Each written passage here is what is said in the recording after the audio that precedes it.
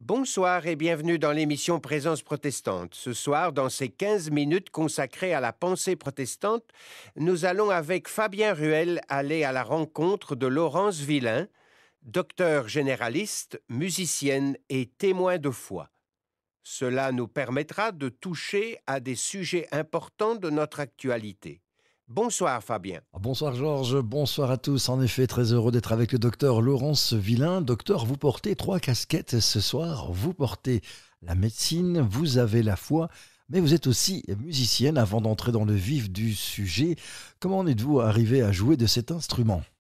Donc j'ai grandi au temple de Petit Wam et à Petit Wam il y avait une chorale d'hommes, une chorale mixte, une chorale d'enfants. Donc depuis que je suis toute petite, je chante. Ma maman jouait un peu d'harmonium et nos amis, mes parents avaient un couple d'amis dont la dame était organiste, leur fils était au conservatoire et tout naturellement, j'ai voulu jouer de l'orgue. Donc voilà, je fais de la musique depuis que j'ai 8 ans.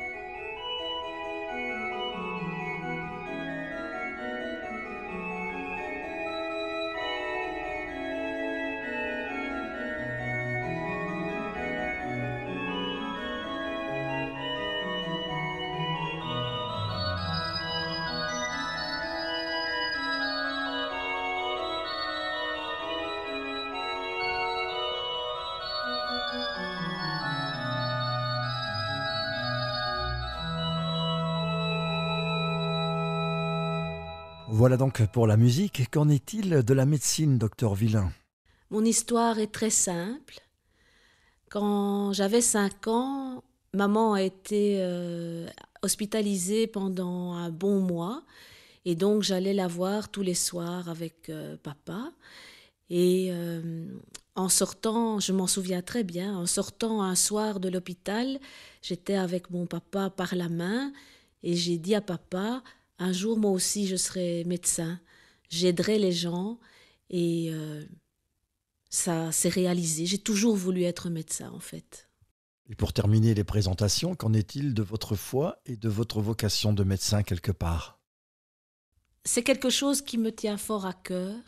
J'ai besoin d'aider les gens, j'ai besoin de les accompagner et je pense que le fait d'être chrétien me donne une autre dimension et justement me permet de les aider au mieux. Alors docteur, comment avez-vous vécu cette période de Covid, une période particulière non seulement pour le corps médical, mais pour toute la société ? Eh bien, avec ma patientèle, je dirais d'âge moyen, tout ça s'est passé pendant des semaines et des semaines au téléphone. Donc nous n'étions plus qu'en contact téléphonique. On faisait consultation, prescription de médicaments via l'ordinateur. Mais il se fait que j'ai une partie de ma patientèle en maison de repos et de soins, principalement à la Bienvenue à Blogy. Et j'ai, avec mon confrère, toujours assuré les soins au sein de cette maison. Et là, je dois dire que nous avons tous eu l'impression d'aller au front avec un revolver à eau. Alors bien évidemment, votre patientèle est composée de différentes tranches d'âge. En tant que médecin généraliste qui avait aussi quelque part un cœur et une âme pour les personnes âgées, quel cheminement avez-vous fait avec eux ? Et évidemment, dans cette tranche d'âge, on voit bien souvent passer les gens vers l'au-delà. Quelle est votre attitude quand vous sentez que quelqu'un va partir de l'autre côté ? J'ai toujours beaucoup d'émotions. J'ai pensé au début de ma carrière que je allais m'habituer et que ça allait se faire beaucoup plus facilement, mais ça n'est vraiment pas le cas. C'est toujours un cap que, que j'ai à cœur de franchir avec eux. Je les aide au mieux. J'assure un confort optimal pour cette dernière partie de leur vie et puis je parle avec eux. Je parle de choses intimes. Nous partageons beaucoup et je leur parle très souvent de ma foi et j'ai le sentiment très sincère que il y a des échanges très riches et que je peux les aider à ce moment-là. Dans ce cheminement, vous avez parlé de votre foi qui vous accompagne. Est-ce qu'il vous arrive, lorsque vous rentrez à la maison, de repenser à un patient, une patiente, et dire, ben tiens, je prierai bien pour elle? Mais très certainement. Et pendant toute cette période de pandémie, chaque matin et chaque soir, j'égrenais les noms de mes patients. J'avais l'impression de leur accorder encore plus d'importance. Bien sûr que je prie pour mes patients. Et je leur dis, très souvent je leur dis. Parfois, cela n'a pas d'écho. Du moins, j'ai l'impression que ça n'a pas d'écho. Mais souvent, il y a un courant qui passe, il y a quelque chose qui passe, il y a une émotion. Et je sens de toute façon que Dieu est là. Et bien souvent, avant de rencontrer un patient, si je sais que cela va être difficile, ben je demande tout simplement à Dieu qu'il m'aide pour que la consultation se passe au mieux.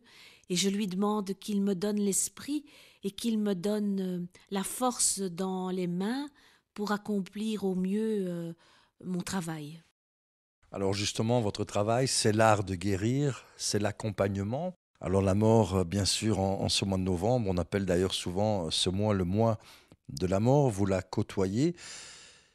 Qu'est-ce que cela vous inspire lorsque parfois peut-être il y a un départ inopiné dans une tranche d'âge qui n'est pas susceptible de toucher, puisque forcément il n'y a pas d'âge pour mourir? Ben, je crois que d'abord, tout un chacun, ben, je suis mal avec ça. J'ai parfois un petit moment de révolte et puis j'essaie de trouver une bonne raison. Enfin, il n'y a pas de bonne raison pour mourir, mais j'essaie de m'expliquer la chose et de rebondir. Mais c'est quand même toujours quelque chose qui est très difficile à accepter, la mort d'un jeune, la mort d'un enfant. Ça paraît tellement incompréhensible. Et on est souvent face à des gens, à des parents qui disent mais Dieu n'existe pas parce que si Dieu existait, il n'aurait pas permis ça. Et là, c'est toujours quelque chose de très très difficile à gérer. Alors un jour, je parlais avec un théologien qui me disait, la maladie est quelque chose de spécifique. Certaines personnes sont malades, et puis intervient la prière, et ces personnes se remettent debout, reprennent la vie alors que quelque part elles étaient vouées à partir. Et d'autre part, le théologien me dit, la nature parfois, entre guillemets, reprend ses droits, une maladie qui revient et qui finalement se développe. Et je ne pense pas, me disait-il, que l'on doit toujours tout imputer à Dieu. Quel est votre avis objectivement là-dessus? Ah mais moi j'en suis persuadée. On ne peut pas imputer la maladie à Dieu. Ben, en fait, notre corps est un ensemble biochimique extrêmement compliqué et qui est formé de différents rouages et les rouages peuvent se gripper et la maladie peut apparaître. Mais moi, je n'incrimine absolument pas Dieu dans l'apparition d'une maladie. Dieu ne nous punit pas en nous rendant malades, comme on l'entend parfois dans certains milieux. J'ai aussi entendu dire que Dieu permettait, c'est une autre notion, ça devient un peu plus jouable, entre guillemets, de dire, ben, Dieu n'est peut-être pas responsable, mais Dieu permet.